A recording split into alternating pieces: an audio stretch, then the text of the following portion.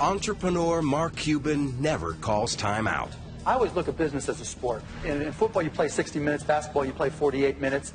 In business, it's 24 by 7 by 365, and the whole world's trying to kick your ass.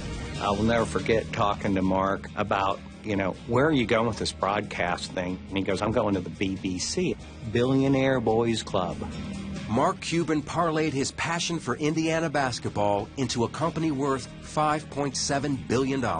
The day that Broadcast.com was sold to Yahoo, I think a lot of folks felt like we had hit the lottery twice. Over the last 20 years, I've always been about what's new, what's next, and how am I getting there first. The unorthodox entrepreneur has disrupted every business he touched. He said, we got to blow this up. This is not what I want. Rip everything out and start again. He's been slammed, eliminated, Mark Cuban, furious, and investigated. Mark Cuban ordered to appear before the SEC. But almost always comes out on top. He is smart, meaning one of the smartest people. But he also, you could make the argument, was one of the luckiest people in the age of the internet. Somebody has got to be the luckiest person in the world. Somebody's got to be, right? It's you. And I'm just glad it's me,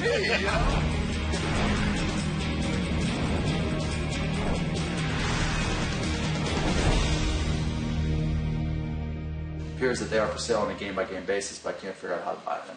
Mark Cuban got in at the beginning of the internet boom, and it served him well. His gold mine was called Broadcast.com, one of the first internet sites to stream events live. Everything from Victoria's Secret models to countless sporting events. gets the slot, hits the post. We were the first ones to scale internet broadcasting, to take 500 radio stations and broadcast them on the internet, 100 television stations, earnings calls, product launches, college football games, deals with the NHL, Major League Baseball. I mean, we had really become a broadcast network on the internet. The fiercely independent entrepreneur has blazed a trail into TV, movies, NBA ownership, and he even stars on a TV show, though he declined to participate in this one. Mark has been an entrepreneur from the moment the word was invented, before it meant drug dealer. Mark Cuban was born in Pittsburgh, Pennsylvania, and grew up in a suburb called Mount Lebanon. From the get-go, Cuban was a moneymaker, selling trash bags, newspapers, and even postage stamps. I started a stamp company. I started with a quarter and bought a stamp and left with $50, thinking, hey, if I could do this, I could do anything. By the time he was 16, he had already built a reputation. Brian Cuban is his younger brother. I remember Mark being given $5,000 by one of our neighbors to go buy stamps in New York with my father.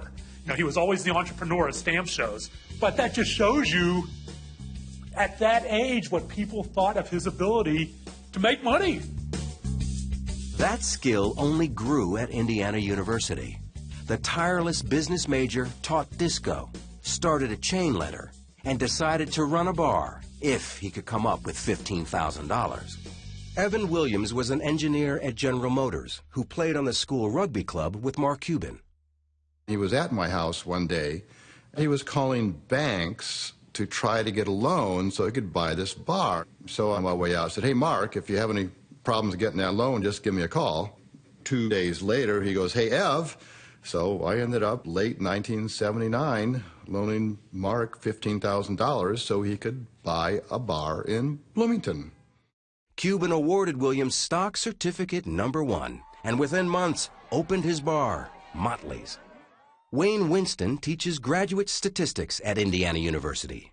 In my over 35 years of teaching, I've never had a student really start a business while they were an undergrad or an MBA here on campus, and he started Motley's, which became by far, I think, the best bar in town. The business model he used in Motley's is very close to the same business models he used in his next 2 or 3 businesses. He always would have 51% of it, even though he didn't put up any of his own money, but no one really complained because he was the one that built up the business. Until it came crashing down after a wet T-shirt contest.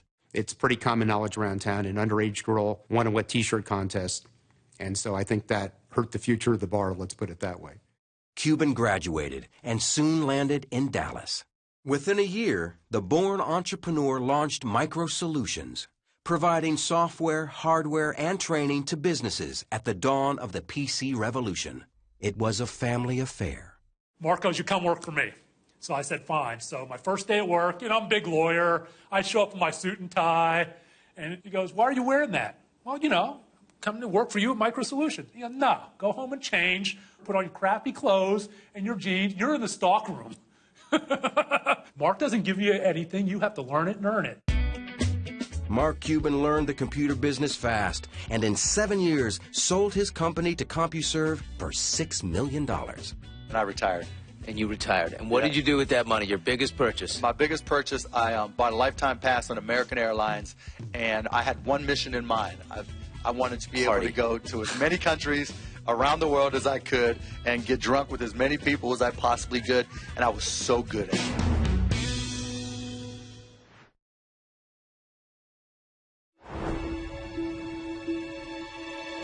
In 1995, Mark Cuban came out of early retirement to reinvent radio. According to Cuban, college friend Todd Wagner brought him the concept. It's a story the Hoosiers basketball fan has told often, as in this interview on 60 Minutes. He sat me down, he said, look, I've got this idea where I think we can listen to Indiana basketball, sporting events, anywhere in the world by using the internet. So Mark and I just basically said, let's find out if this is a business or not. So we set up shop in his upstairs bedroom of his house and, got us a computer, got the software, and started playing with it. And that is the birth of AudioNet, what eventually became Broadcast.com. But another young entrepreneur tells a different story. Chris Jabe says he was also a founder of the company. When I was pretty young, I was a Minnesota Twins fan. I moved to Texas. So as a displaced fan, I was always trying to figure out how to get access to those games that I couldn't see on regular TV. When the internet came along, it's like it was a slam dunk, because now it was just a matter of acquiring broadcast rights. He took his plan to investors. One of them was Cuban. I'd probably had this pitch that I'd given to maybe 150 people over the previous year and a half to 2 years. And so I'm getting into my pitch. It's usually about a 20-minute pitch, and within 3 minutes he goes, I'm in. I'll do it. Jabe asked for $1 million and said that Cuban wrote a check for $10,000, and months later tried to cut him out completely. Mark said, Chris, I really don't need you. You really don't have that much to add. I can pretty much do or get people to do what you're doing. So I was a little bummed, to say the least. And I really give Todd a lot of credit. When he came to me and said, we can work a deal with, for $2,500 a month and 10% of the company, in the way he described it and the way he showed me the paperwork, I knew it was real. And it really made me feel really good, actually, even though it was hard to take 10% of a company that I developed 100% from scratch. Cuban became the driving force of AudioNet. Mark overall really wanted to see it as his company. He had made it, gone from really an idea to reality. He never really wanted to acknowledge me as a founder.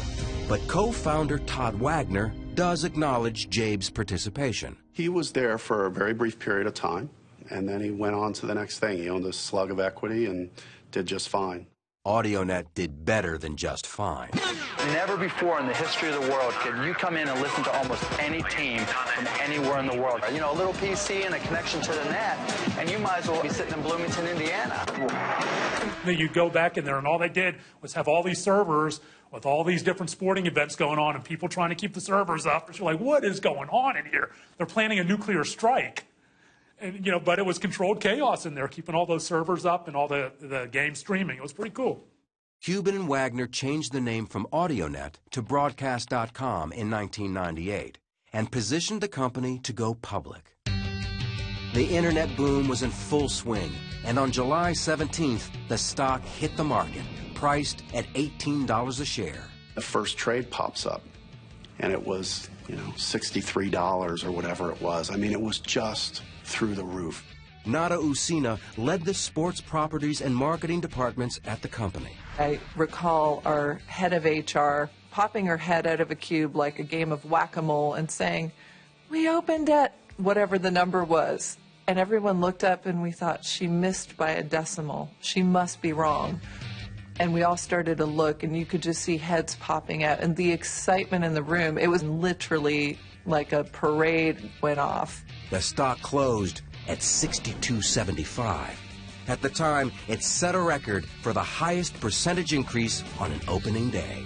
I'm the first to realize that luck plays a huge part in it. I happen to have a company, broadcast.com, that went public at the right time when the internet stock market was going nuts. Cuban wanted to expand their content and was looking for a breakout event.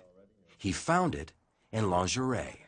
There were a lot of pinnacle events for broadcast.com, and one of those was certainly the Victoria's Secret webcast. Wrapping high tech with high fashion, the webcast was a phenomenon. Millions of people tuned in, and it became the largest viewed event ever on the web. We like to position it as the first sold-out event on the internet. It helped to cement us as the go-to place if you wanted to do something multimedia on the internet. Jeff Swaney is an entrepreneur and friend of Cuban's from Dallas. I will never forget talking to Mark about, where are you going with this broadcast thing? And he goes, I'm going to the BBC. Billionaire Boys Club. You're not going to make $1 billion on this thing. I mean, you're going to make $100 million. No, dude. No. BBC, dude. That's what I'm doing. In pursuit of that billion, Cuban and Wagner led the charge straight to the executive offices of Yahoo.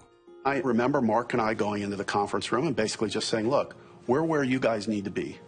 So you're either going to have to compete with us or you're going to have to buy us because we are big players in where we think the internet's going to go. Yahoo felt the breath of competition, according to Paul Sappho, a leading technology forecaster. It's a moment where there's a sense of the rise of the machines. Algorithms in the form of Google are really taking over the search space. And it's beginning to dawn on people that, in fact, there is a lot of volatility in customer loyalty around places you visit on the web. I can remember going to Yahoo, and you could just feel the anxiety at the company of how do we bulk up our technology side.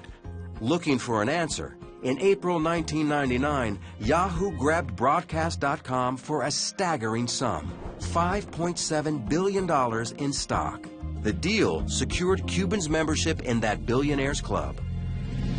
I think a lot of folks felt like we had hit the lottery twice. You had this tremendous IPO, and to top it off, one of the great companies in Silicon Valley, Yahoo, comes in and acquires this little old company that was set up in Deep Ellum, Dallas, Texas. It couldn't have been, frankly, scripted any better. But not scripted all that well for Yahoo. It is so easy to quarterback this thing, and as people say, it's one of the stupidest moves in the history of the internet. But there was so much stupidity in that period. It was like a single note in a vast symphony of stupidity. Yahoo struggled with their new acquisition. It's pretty simple to see what happened if you're on the inside. You had a $5 billion acquisition handed to a number of NBAs who had never actually integrated anything before. Yahoo really took a pounding. They took their eye off the ball of search, which opened the door for Google, who smoked them. Within months of the buyout, Cuban protected his stock by buying puts and calls against his interest and began to cash out, buying a 24,000 square foot mansion and a $41 million jet. But his next purchase would be the billionaire's prized possession.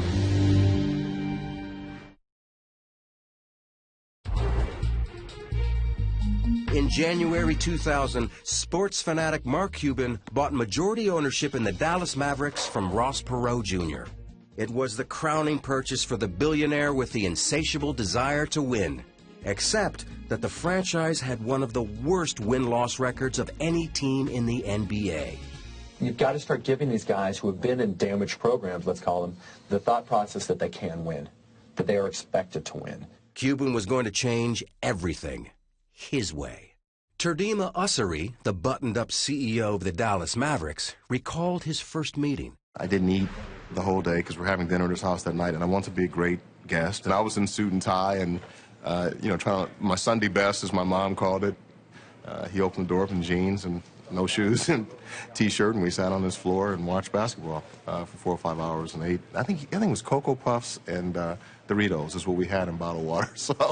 So it was, again, it was just a new reality. That new reality took effect the moment Cuban saw the traditional wood-paneled locker room in the Mavericks' new arena.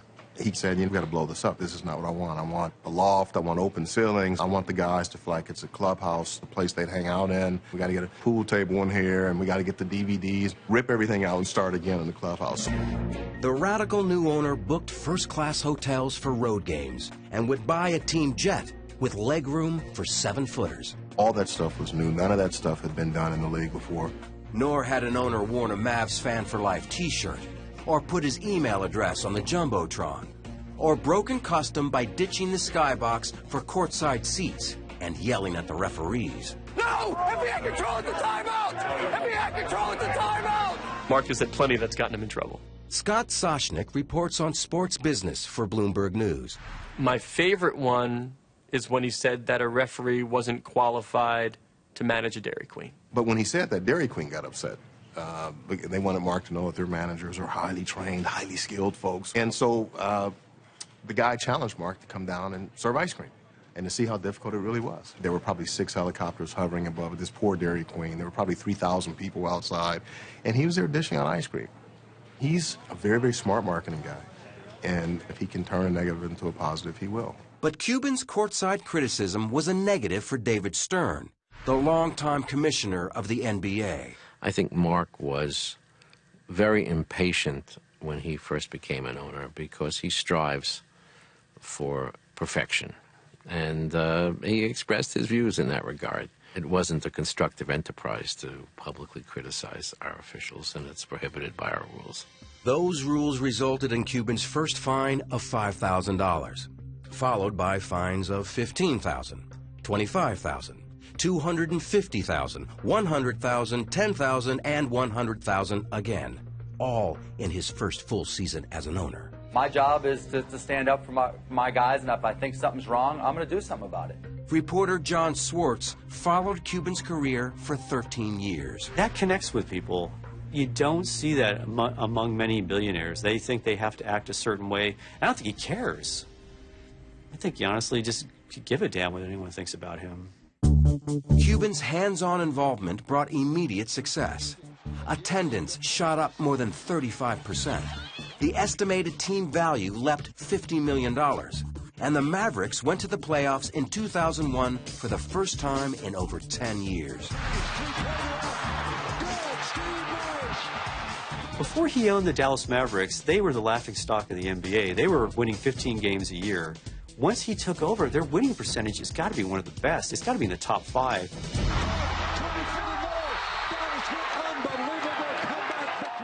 Despite their surging success, that year the Mavericks fell short of the championship. And success for Cuban in the film and TV business was also proving elusive. At the dawn of HD TV in 2001, he launched the first high-definition television network called HDNet, as he explained to Charlie Rose. We're available on cable, we're available on satellite, but viewers can go knowing that not only are they going to get great entertainment, but they're going to get great entertainment in the best possible picture quality. The network sputtered, barely reaching 350,000 homes in its first year. Cuban hit pause long enough to marry longtime girlfriend Tiffany Stewart, throwing a reception bash on his home court, the American Airlines Center. By 2003, he re-teamed with Todd Wagner and plunged into the movie business. We bought Landmark Theaters, which was a national independent theater chain. We invested and then bought Magnolia Pictures, a theatrical distribution company. We built on a home entertainment unit as well to that. And all of a sudden, we had built a vertically integrated media company, meaning we had production, distribution, and exhibition all under one roof, in a way that, frankly, we had not seen done before. It gave Cuban the pieces to shake up the movie business by releasing a film in theaters, on DVD, and TV simultaneously. Andy Fixmer is an entertainment reporter for Bloomberg News. Back then, nobody was doing this. Nobody even thought that you would dare put a movie on television before it was released in theaters. It just wasn't done. Cuban's movies met with mixed success. Some films, like Good Night and Good Luck, had found critical acclaim and a niche audience, while others struggled. And there was a disappointment again on the basketball court. Star Dirk Nowitzki led the team into the finals in 2006. The Mavs were up 2 games to none when momentum suddenly shifted. And the team dropped 3 straight. Cuban was livid. Mark Cuban, furious. When he was pissed, he may as well have been Satan. The players literally ran the other way in the locker room. The Miami Heat are champions of the basketball world! After their collapse in the championship, Nowitzki publicly called for Cuban to control his temper. For the owner who hated to lose, the loss was pure devastation. I believe he didn't leave the house for 3 weeks, and he became a shut-in. So what did it cost him? It cost him his dream. Really, his dream was to turn the Mavericks into champions.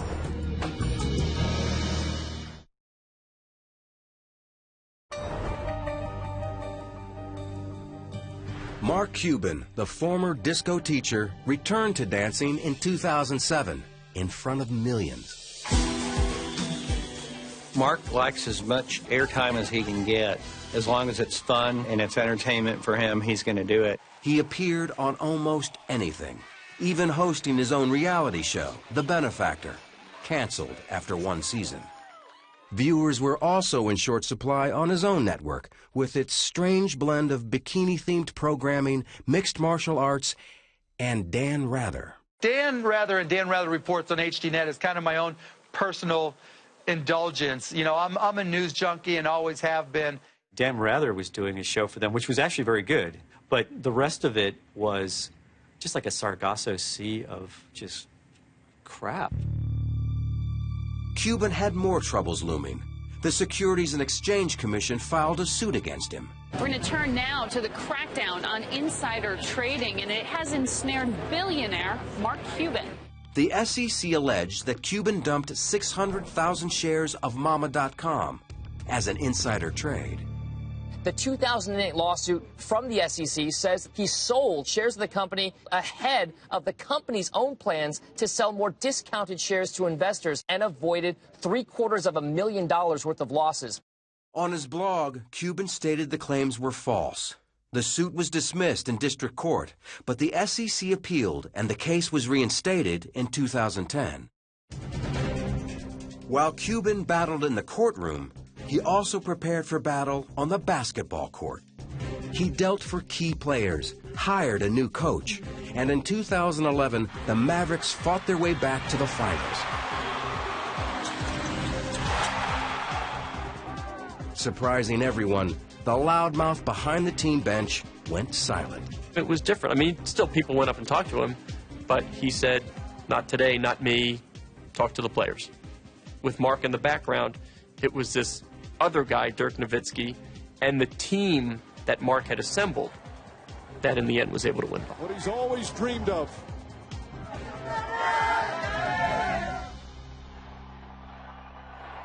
We had the ceremony inside the building, and all of a sudden this chant broke out, "Thank you, Mark. Thank you, Mark. Thank you, Mark." How many times have you heard of a building chanting, "Thank you" to the owner? That's pretty unique. With a championship banner finally in place, Cuban rebranded HDNet, calling it Access TV. In addition to Ryan Seacrest, Cuban partnered with 2 of the most powerful names in music and entertainment. He lives in Dallas with his wife and 3 children. On his personal blog, he sounds off on everything from executive compensation to personal health. Whether brilliant or just plain lucky, Mark Cuban will always be looking for his next big move. He's going to challenge conventions. He's going to change how people think. He's definitely a guy to always keep your eye on. He's brash. He's not afraid of controversy. But he's also one of the most brilliant strategic thinkers I've ever met.